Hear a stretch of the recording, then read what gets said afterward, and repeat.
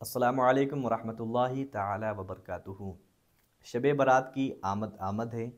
इस रात में अल्लाह ताला की रहमत के, उसकी मग़फ़िरत के तलबगार बंदे मुख्तलिफ़ क़स्म के वज़ाइफ पढ़ते हैं, ज़िक्र व दुरूद करते हैं और बहुत सारे नवाफ़िल भी शामिल करते हैं। आइए इस रात में हम उस नफ़ल नमाज को भी शामिल करें जिसकी तालीम आका अलैहिस्सलातु वस्सलाम ने हज़रत अब्बास रज़ियल्लाहु ताला अन्हु अपने चचा को दी। न सिर्फ तालीम दी बल्कि तरग़ीब भी दिलाई, यानी इस नमाज के पढ़ने पर आमादा किया।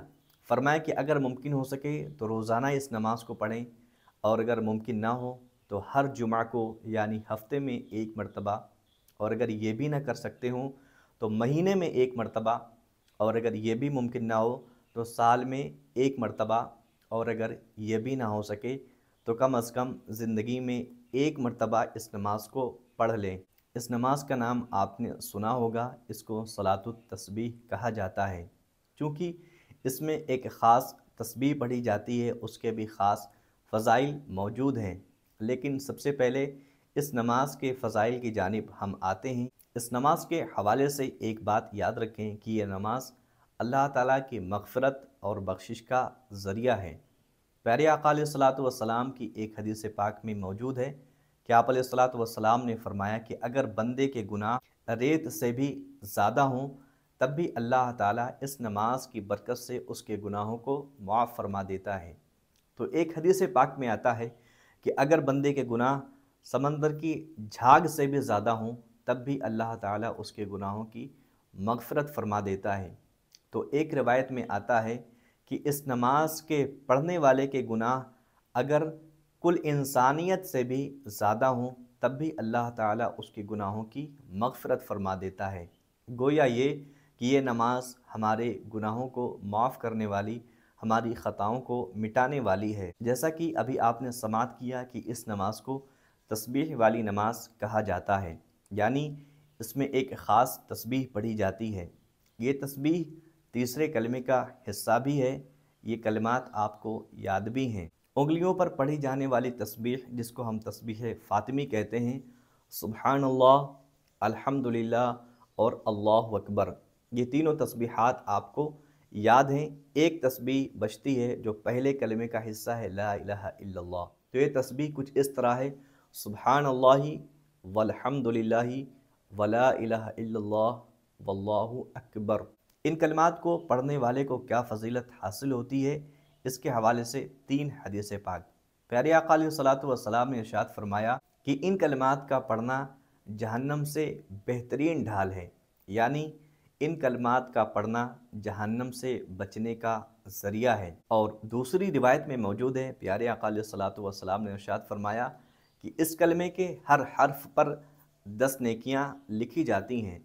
और तीसरी रिवायत में आता है, प्यारे आका अलैहिस्सलातु वस्सलाम ने इरशाद फरमाया कि इस कलमे के पढ़ने वाले के लिए अल्लाह के फ़रिश्ते दुआए मग़फ़िरत करते हैं। सुब्हानल्लाह।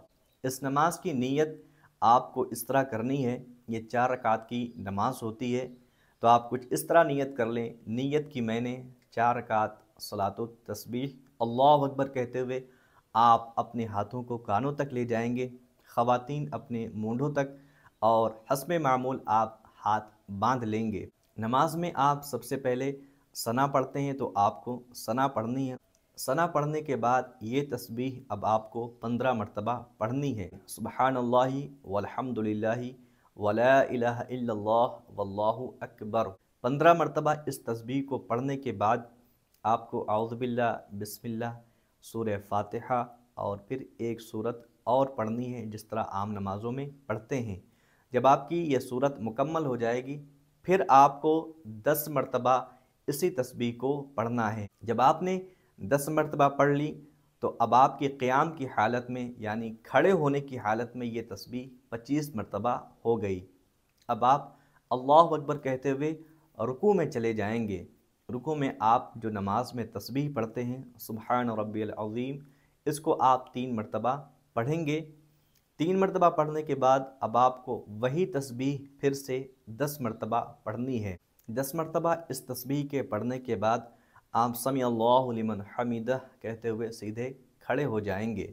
अभी आपको सजदे में नहीं जाना है, फिर आपको 10 मरतबा वही तस्बीह पढ़नी है।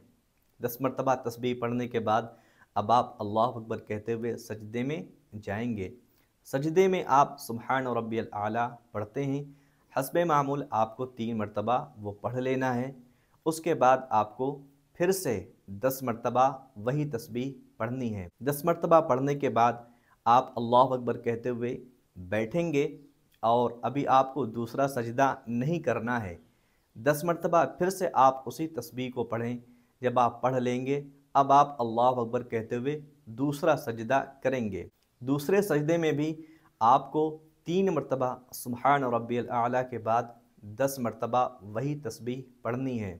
क़याम की हालत से लेकर के दूसरे सजदे तक आपने एक रकात में मुकम्मल 75 तस्बीहात पढ़ी।